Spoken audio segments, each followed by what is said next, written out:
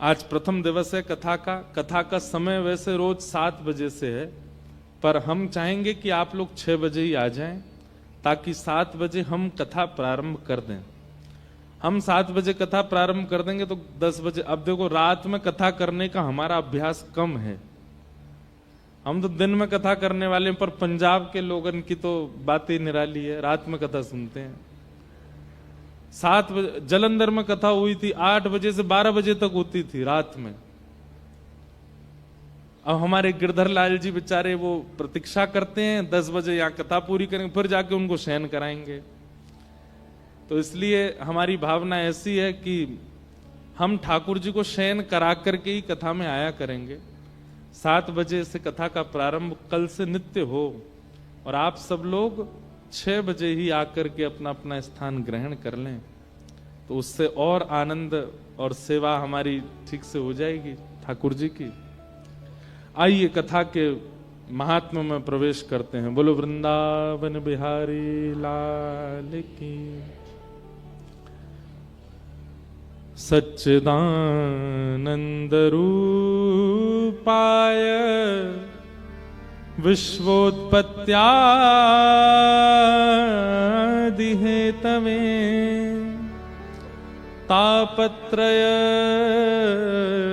विनाशाय श्री कृष्णाय वयं नमः। भागवत जी का महात्म बहुत ध्यान से सुनिएगा। सच्चिदानंद रूपाय विश्वोत्पत्त्यादि हेतवे तापत्रय विनाशाय श्री कृष्णाय वयं नमः। भगवान के 3 रूप, 3 गुण और 3 कर्मों का वर्णन किया गया। सबसे पहली बात, ठाकुर जी का स्वरूप कैसा है। अभी आपसे पूछा जाए ठाकुर जी का स्वरूप कैसा है, तो अधिकतर सब ऐसे बोलते हैं ठाकुर जी सांवले हैं, ठाकुर जी के मोटे मोटे नेत्र हैं, ठाकुर जी मोर मुकुट पहनते हैं, ठाकुर जी वंशी धारण करते हैं, ठाकुर जी त्रिभंगी हैं। ये ठाकुर जी का रूप है। रूप और स्वरूप 2 होते हैं। हर व्यक्ति के भी रूप और स्वरूप 2 होते हैं। बहुत ध्यान से सुनिएगा।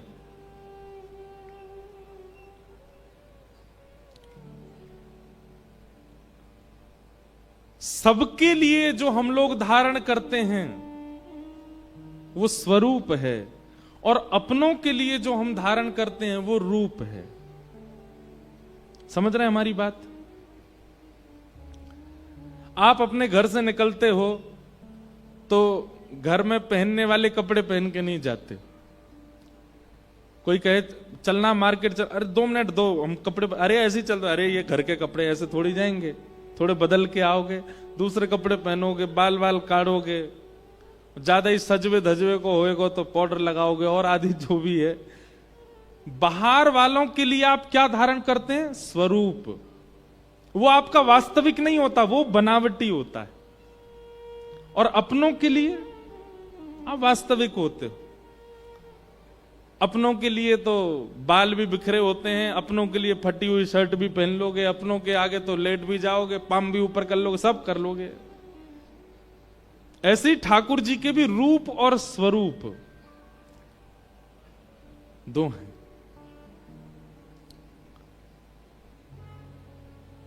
सबके लिए जो ठाकुर जी ने धारण किया है वो स्वरूप है, और अपनों के लिए जो है वो रूप है। कहीं पर ठाकुर जी ऐसे खड़े हैं, कहीं पर ठाकुर जी ऐसे खड़े हैं, कहीं पर शेषनाग पर पौड़े हैं।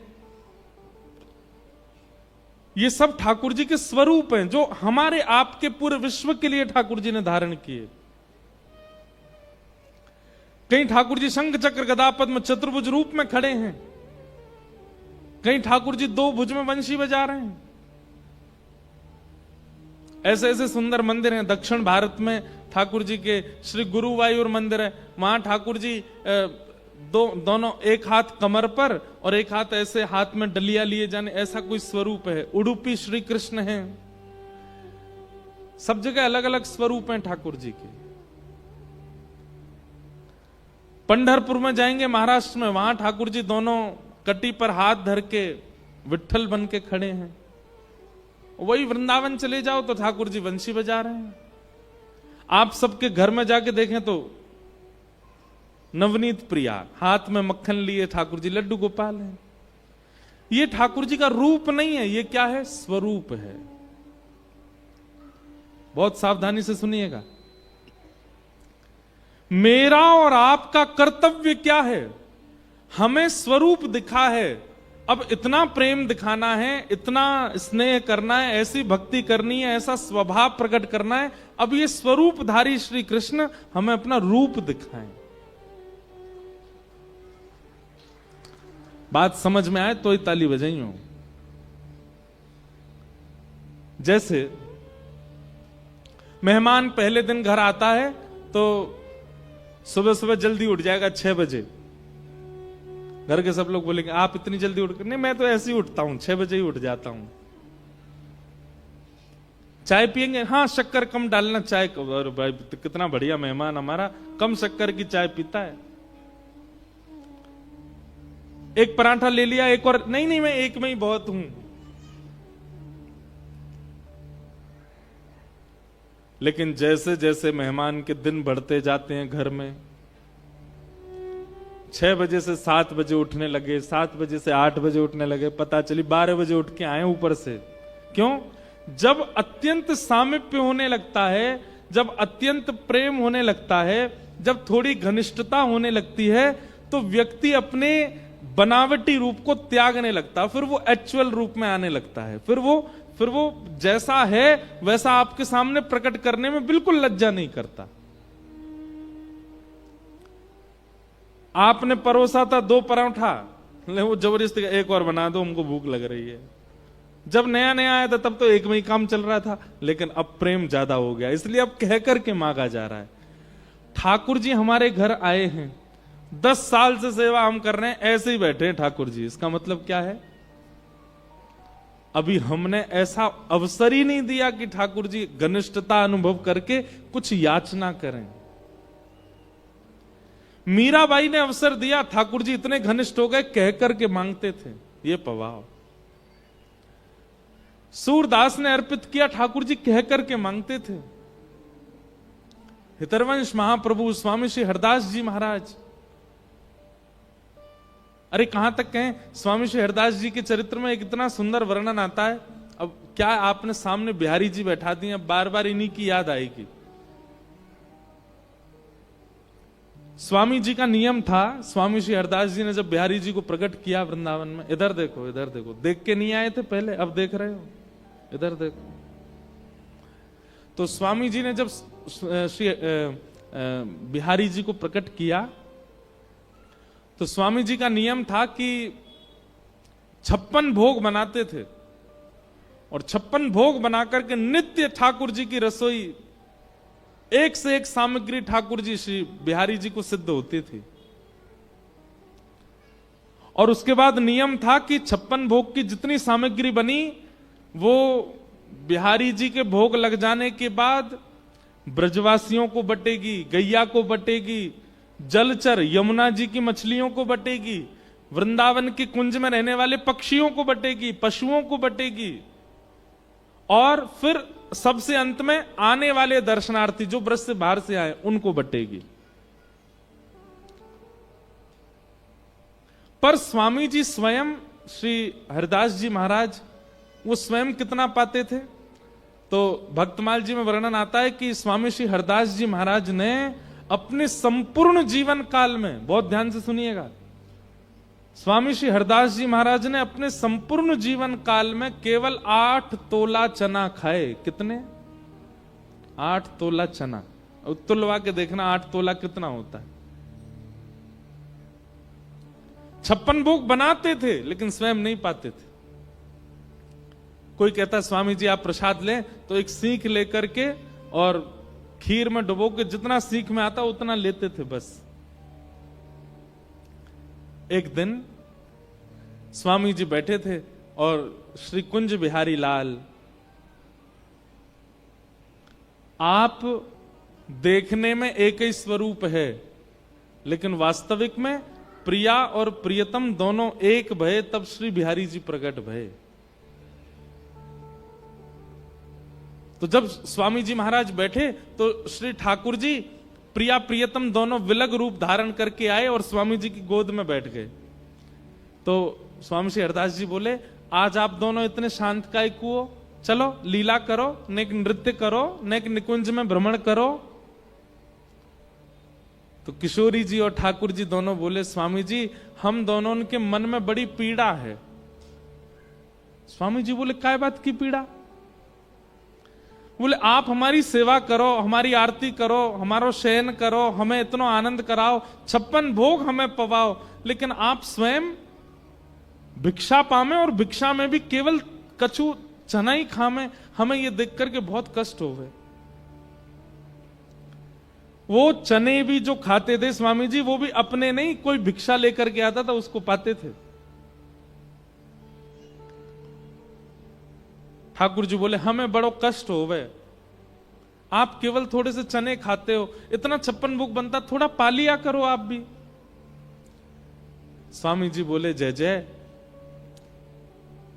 प्रसाद तो प्रसाद है, लेकिन मोए अपनी जीभ पे भरोसा ना है, और मोए अपनी नहीं, संसार के किसी भी व्यक्ति को अपनी जीभ पे भरोसा नहीं होना चाहिए।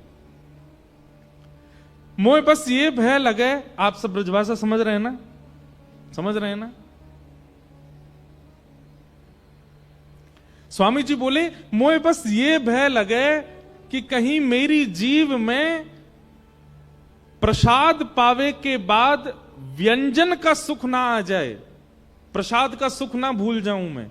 मतलब कहीं मैंने पेड़ा पायो और पेड़ा पाकर के कहीं मेरी जीव में ये नहीं आ जाए कि पेड़ा कितनो स्वाद बनायो है, पेड़ा कितनो अच्छो बनो, या में मिष्ठान कितनो अच्छो, या में मावा कितनो अच्छो, या में दूध कितनो अच्छो, बल्कि ऐसा भाव आना चाहिए पेड़ा पाती कि आहा इतनो स्वाद है, ऐसा लग रहा है कि श्री ठाकुर जी ने अपनो अधरामृत मिश्रित करके दियो है।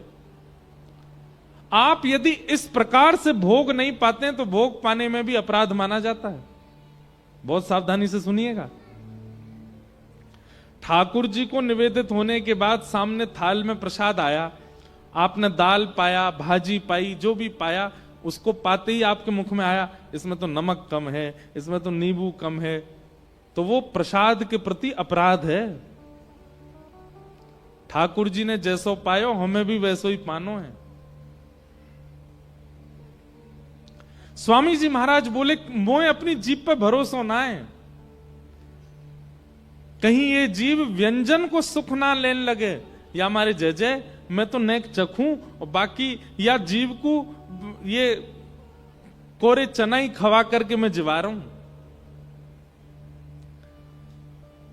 किशोरी जी बोली, नहीं, हमें ऐसे सुख ना लगे, हमें बहुत पीड़ा होवे, और आप नहीं पाओगे तो फिर कल से आप भी 56 भोग पधराओ, हम भी नहीं पाएंगे।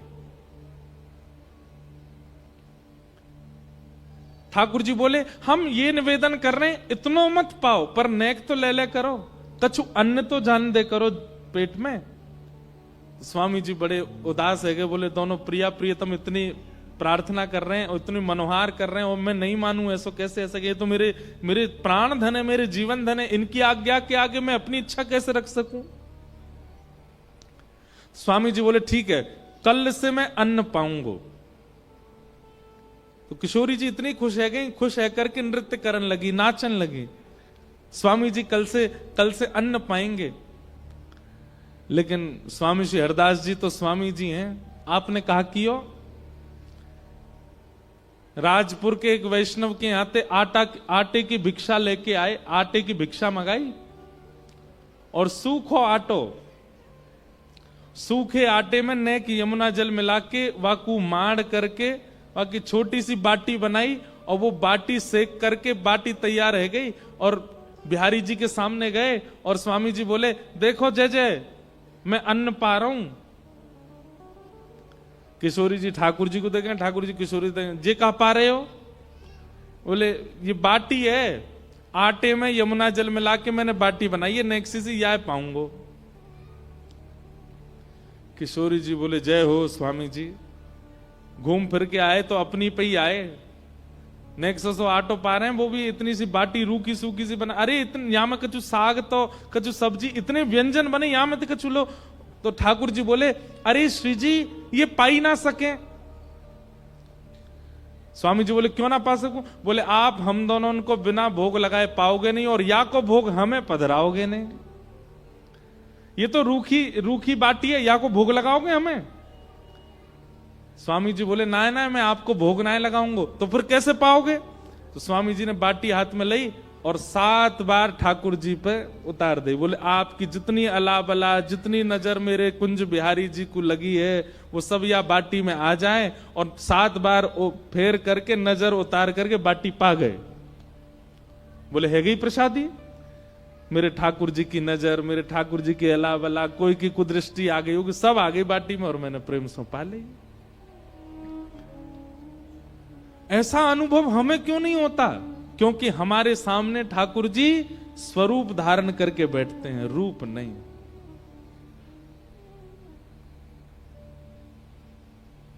ठाकुर जी का रूप क्या है?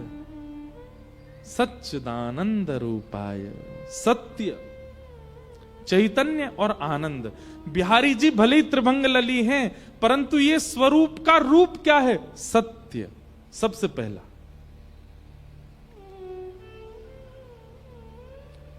दूसरा चैतन्य और तीसरा आनंद। सच्चिदानंद रूपाय। उस भावना के बगैर यदि आप ठाकुर जी का अनुभव करने जाएंगे तो आपको स्वरूप ही दिखेगा, रूप नहीं दिखेगा।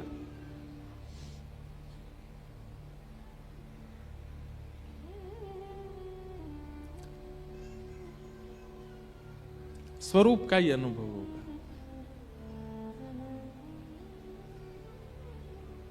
ठाकुर जी के प्रति सबसे पहले सत्य की भावना। साचो राधा रमण झूठो सब संसार। तो हम निवेदन कर रहे थे कि स्वरूप तो है, अब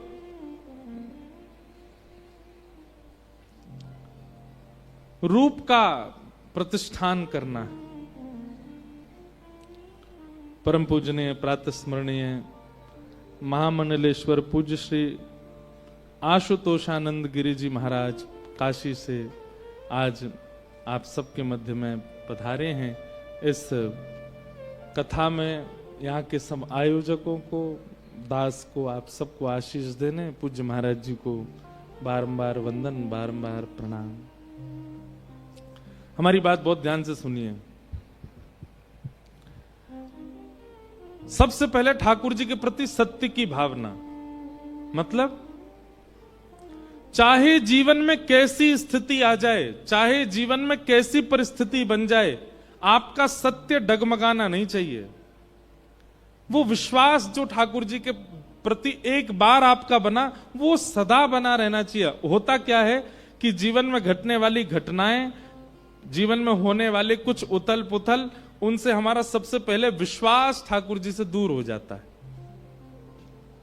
बिन विश्वास भगति नहीं।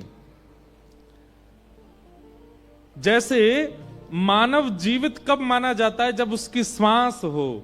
ऐसे ही भक्ति जागृत कब मानी जाती है? जब उसमें विश्वास हो। आपका विश्वास जैसे ही टूटता है, भक्ति वहीं विश्राम हो जाती है। इसलिए ठाकुर जी के प्रति सत्य का विश्वास कि ये सत्य है, मेरे जीवन में जो होगा, मेरे भविष्य में जो होगा, मुझे विश्वास है ठाकुर जी सब आनंद कराएंगे। और उसके बाद चाहे पैर टूट जाए, लेकिन ठाकुर जी के प्रति अविश्वास ना हो। यह ठाकुर जी का सत्य स्वरूप है। ठाकुर जी का दूसरा स्वरूप क्या है? चैतन्य। कई लोग कहते हैं हमें सेवा सिखा दीजिए, हमें सेवा के बारे में बताइए, हमें ठाकुर जी की सेवा कैसे करनी चाहिए इसके बारे में थोड़ा बताओ। मां को बताना नहीं पड़ता कि बालक को लालन पालन कैसे करना। भले ही 4 माताएं आके उसको बताती जरूर है, ऐसा करो ऐसा करो, पर मां बालक का लालन अपने आप कर लेती है, उसके पीछे सबसे पहला कारण क्या है, वो उसे अपना मानती है, और दूसरा कारण क्या है, वो उसको चैतन्य मानती है। चैतन्य मतलब, चैतन्य किसको कहते हैं? ठाकुर जी का दूसरा स्वरूप है चैतन्य।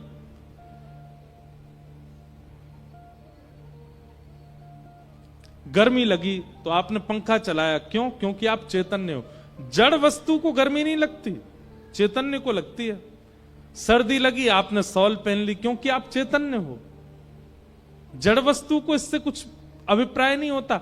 कई बार आप अपने ठाकुर के प्रति जड़ का भाव रखते हो, और जैसे ही आप ठाकुर जी के प्रति जड़ का भाव रखते हैं, आपकी सेवा उसी समय विमुखी होती चली जाती है। ठाकुर जी के प्रति चैतन्य भाव रखो। कैसे?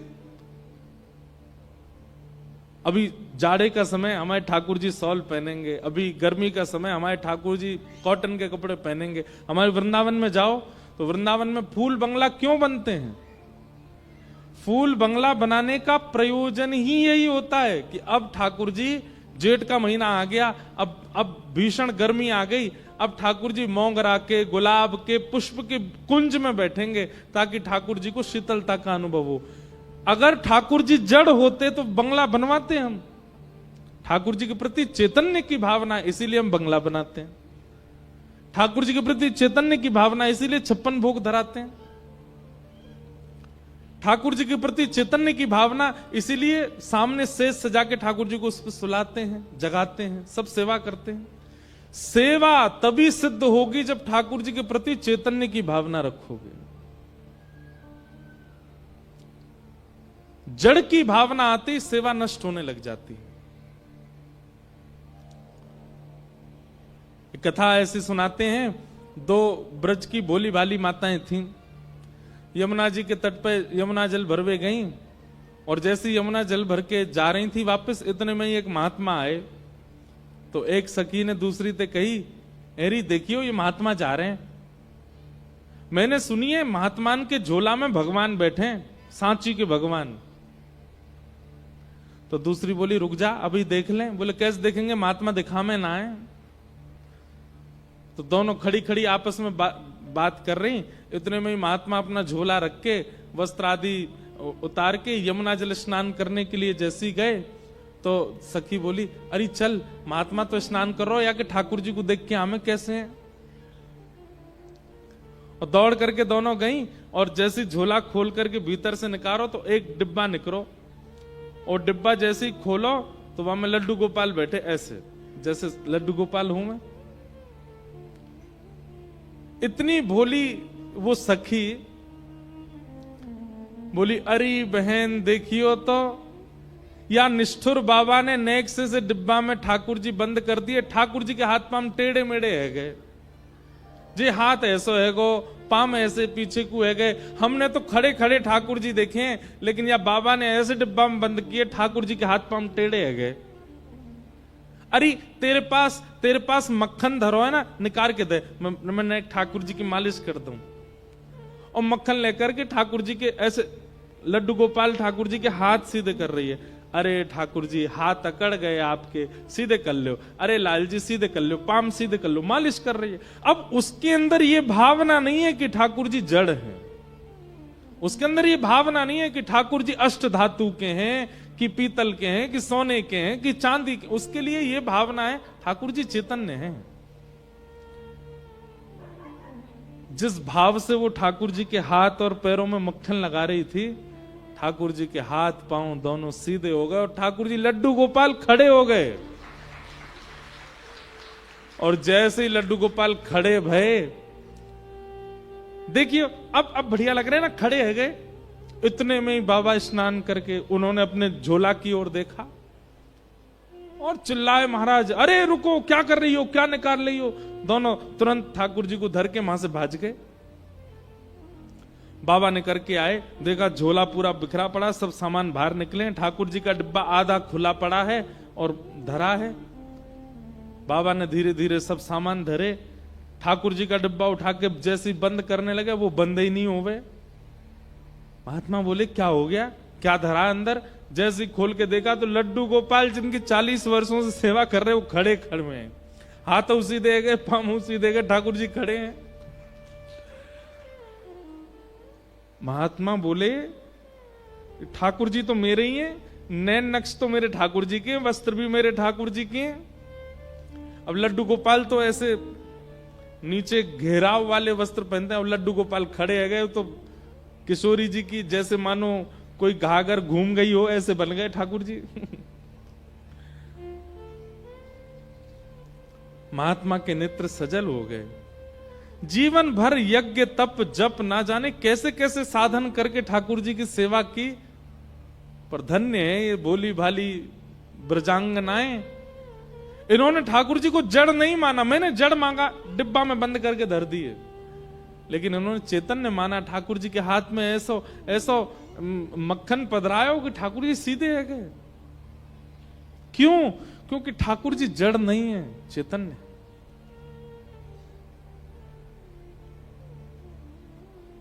उनके प्रति जड़ की भावना यदि आप रखेंगे तो फिर ठाकुर जी भी जड़वत व्यवहार ही करेंगे। जड़ नहीं, वो चैतन्य है। सबसे पहला ठाकुर जी सत्य हैं, दूसरी ठाकुर जी चैतन्य हैं, और तीसरा यदि सत्य और चैतन्य इन दो रूपों को भली भांति आपने ठाकुर जी का मान लिया तो तीसरा रूप आपको नहीं देखना, ठाकुर जी दिखाएंगे। और तीसरा रूप क्या है? आनंद। तीसरा रूप है ठाकुर जी का आनंद।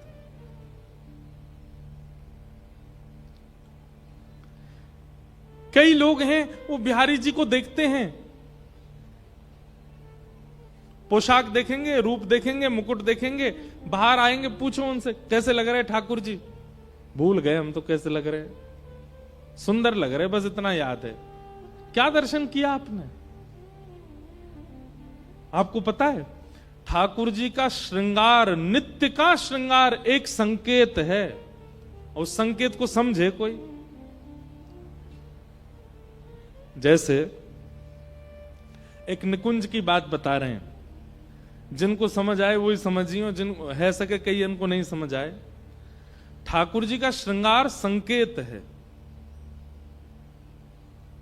और किसको संकेत है?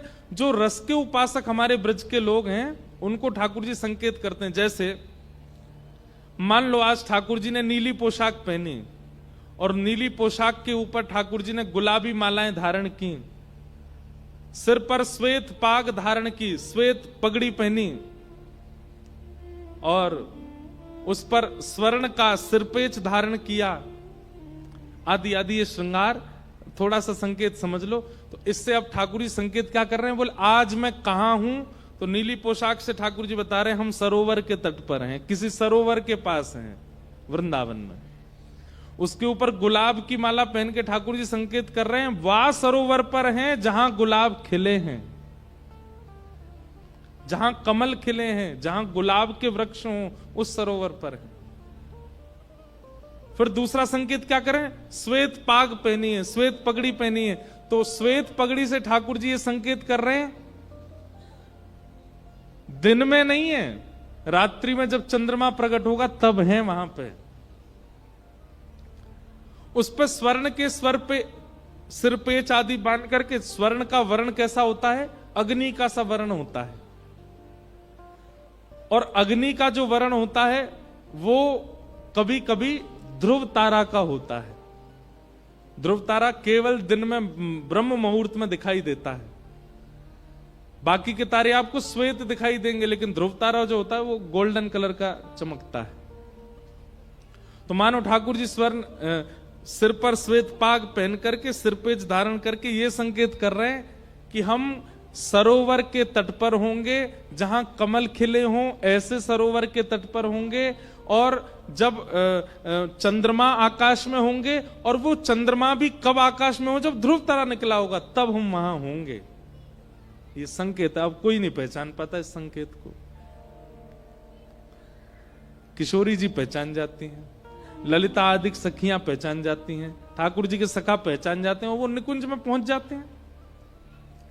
आप दर्शन क्या करते हैं ठाकुर जी का? केवल श्रृंगार देख के आ जाते हैं, संकेत समझ ही नहीं पाते ठाकुर जी क्या कहना चाह रहे हैं, ठाकुर जी क्या निवेदन करना चाह रहे हैं। हर दिन का हमारे ब्रजमंडल में श्रृंगार एक संकेत है ठाकुर जी का। वो कब पता चलेगा वो संकेत, जब ठाकुर जी का सत्य और चैतन्य ये दो रूपों में हमने दर्शन किया हो, सत्य माना हो, चैतन्य का अनुभव किया हो, ठाकुर जी आनंद का अनुभव करा देंगे।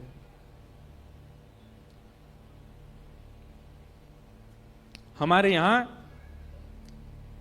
गोवर्धन में जब आप दान घाटी से परिक्रमा शुरू करते हैं ना, तो थोड़ी 1 किलोमीटर चलते ही सीधे हाथ पर पंडित श्री गया प्रसाद जी महाराज की समाधि आती है।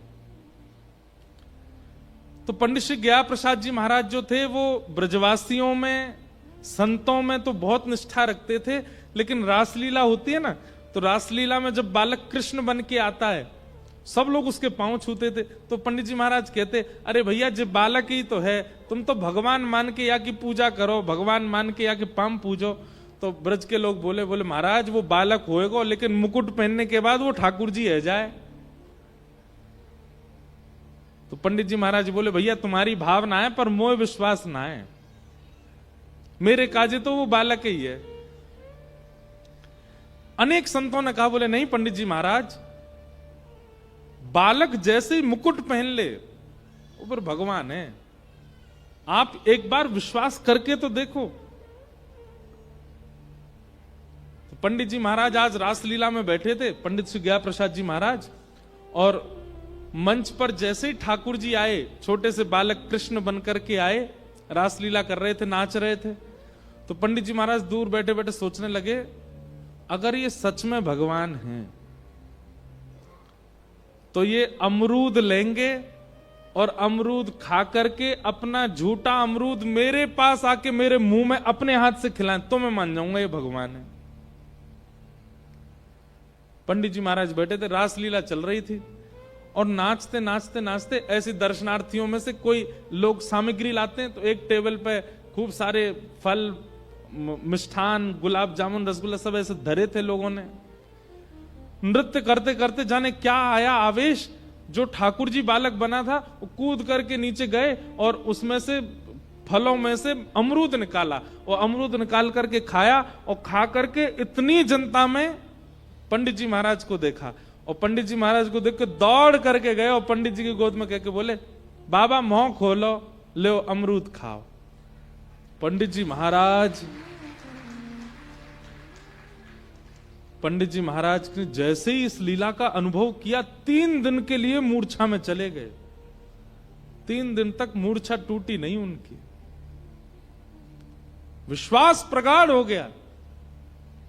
भैया हमको ठाकुर जी में, हमको साक्षात मंदिर के भगवान में ठाकुर जी का अनुभव नहीं होता, हम बालकों में क्या करेंगे? क्यों? क्योंकि सत्य और चैतन्य की भावना हमारे भीतर कम है। इसलिए मंदिर के ठाकुर जी हमको ठाकुर जी दिखते हैं, उनसे हम मांगते हैं, वो हमें दे देते हैं, हम चले जाते हैं, बस यहीं तक सीमित है हम। इससे अतीत आनंद हमको कभी अनुभव ही नहीं हुआ। उस दिन के बाद से पंडित श्री गया प्रसाद जी महाराज का नियम हो गया, रासलीला में कोई भी बालक मुकुट पहन के आता, या कोई भी छोटा छोटा बालक तिलक कर ले, श्रृंगार कर ले, तो पंडित जी महाराज दंडवती करते, बोले ना जाने कौन से रूप में ठाकुर जी डोल रहे हैं भैया ब्रज में, सबको वंदन करते। सबसे पहला ठाकुर जी को सत्य मानो, दूसरा ठाकुर जी के प्रति चैतन्य की भावना रखो। हमारे हाथ से प्रसाद पा रहे हो, ठाकुर जी हमारी सेवा से प्रसन्न होकर कुछ कह रहे हो, ये तभी हो सकता है जब उनको, उनके स्वरूप को रूप में परिवर्तित किया जाए। और स्वरूप को रूप में परिवर्तित करने के लिए आपको सत्य और चैतन्य, ये 2 स्थिति अपने मन में रखनी पड़ेगी ठाकुर जी के लिए। पहला, इतना अटूट विश्वास कि जो हो रहा है सब अच्छा ही होगा, कोई गड़बड़ नहीं, हमें ठाकुर जी पे विश्वास है, सब मंगल करेंगे, ये सत्य है, ये परम सत्य है। और दूसरा, ये चैतन्य है, ये पाषाण नहीं है, ये धातु नहीं है, ये मूर्ति नहीं है, ये चैतन्य है, ये भावना।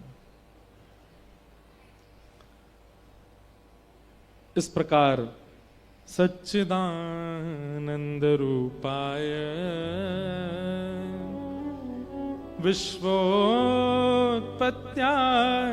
हेतवे तापत्रय विनाशाय श्री कृष्णाय वयं नुमः। ऐसे श्री कृष्ण को हम बारंबार प्रणाम करते हैं।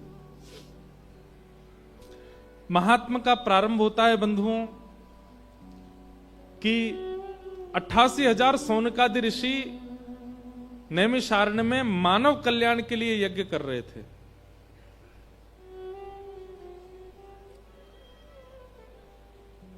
लेकिन उन्हें मानव कल्याण का अनुभव हो नहीं रहा था। तभी वहां सूत जी का आगमन हुआ। तो 88,000 सौनकादि ऋषियों ने सूत जी से कहा कि हे सूत जी महाराज, इस घनघोर कलिकाल में मानव का कल्याण कैसे हो सकता है, कृपा कर उसका कोई मार्ग हमें बताएं। कालव्याल मुखग्रास त्रास निर्णास हेतवे श्रीमद्भागवतं शास्त्रम् कलौकीरेण भाषितम्। बहुत ध्यान से सुनिएगा।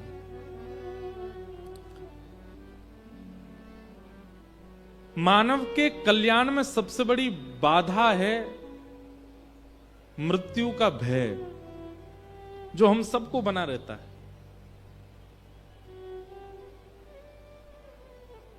अभी इसी वक्त यदि एक तार ऊपर से टूट के नीचे गिरे तो जिस एरिया में गिरेगा वहां के सारे श्रोता उठ के भागेंगे, भली करंट ना हो, तार ही गिर जाए।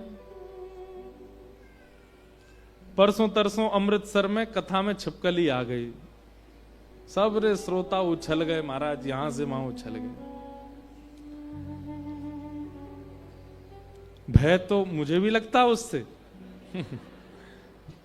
लेकिन